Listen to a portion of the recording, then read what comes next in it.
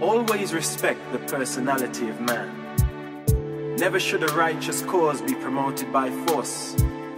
Spiritual victories can be won only by spiritual power. This injunction against the employment of material influences refers to psychic force as well as to physical force. Overpowering arguments and mental superiority are not to be employed to coerce men and women into the kingdom. Man's mind is not to be crushed by the mere weight of logic or overawed by shrewd eloquence. While emotion as a factor in human decisions cannot be wholly eliminated, it should not be directly appealed to in the teachings of those who would advance the cause of the kingdom. Make your appeals directly to the divine spirit that dwells within the minds of men. Do not appeal to fear, pity, or mere sentiment. In appealing to men, be fair, exercise self-control, and exhibit due restraint. Show proper respect for the personalities of your pupils. Remember that I have said, "Behold, I stand at the door and knock, and if any man will open, I will come in." In bringing men into the kingdom, do not lessen or destroy their self-respect.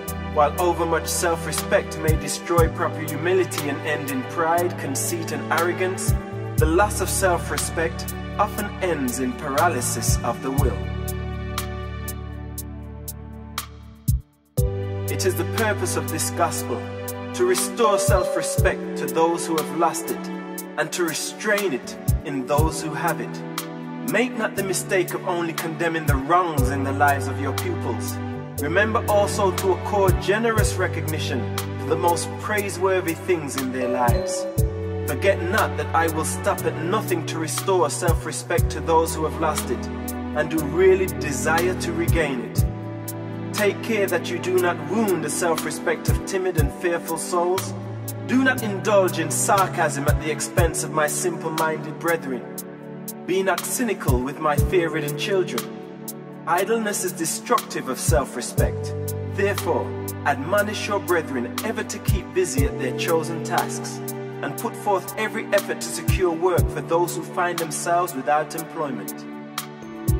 Never be guilty of such unworthy tactics as endeavoring to frighten men and women into the kingdom. A loving father does not frighten his children into yielding obedience to his just requirements.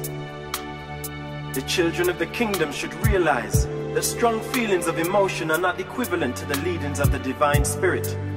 To be strongly and strangely impressed to do something or to go to a certain place does not necessarily mean that such impulses are the leadings of the indwelling spirit. Forewarn all believers regarding the fringe of conflict which must be traversed by all who pass from the life as it is lived in the flesh to the higher life as it is lived in the spirit. To those who live quite wholly within either realm, there is little conflict or confusion, but all are doomed to experience more or less uncertainty during the times of transition between the two levels of living. In entering the kingdom, you cannot escape its responsibilities or avoid its obligations. But remember, the gospel yoke is easy and the burden of truth is light.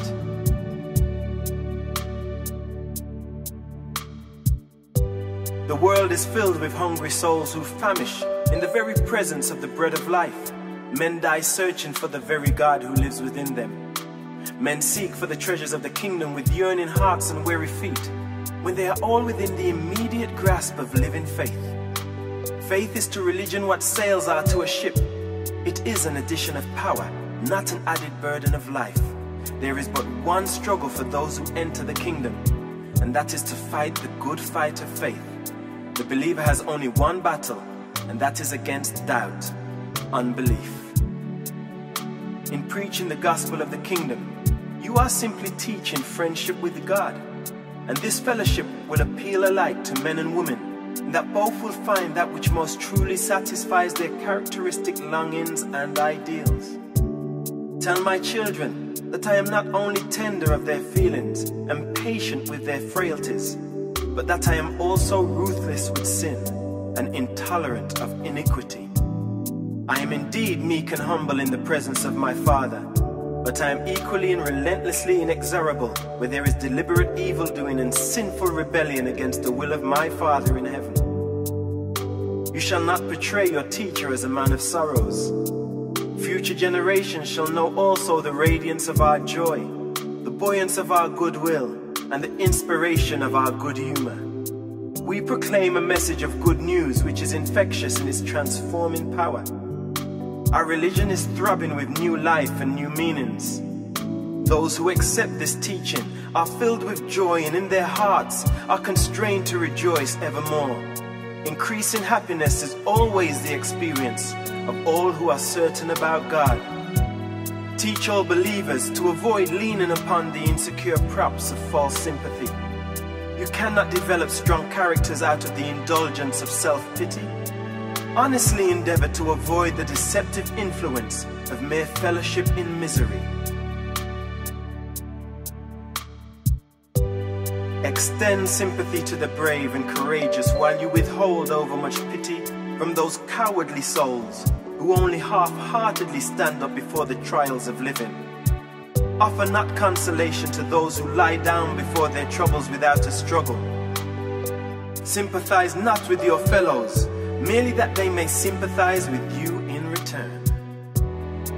When my children once become self-conscious of the assurance of the divine presence, such a faith will expand the mind, ennoble the spirit, reinforce the personality, augment the happiness, deepen the spirit perception, and enhance the power to love and be loved. Teach all believers that those who enter the kingdom are not thereby rendered immune to the accidents of time or to the ordinary catastrophes of nature. Believing the gospel will not prevent getting into trouble, but it will ensure that you shall be unafraid when trouble does overtake you. If you dare to believe in me and wholeheartedly proceed to follow after me, you shall most certainly by so doing enter upon the sure pathway to trouble. I do not promise to deliver you from the waters of adversity, but I do promise to go with you through all of them.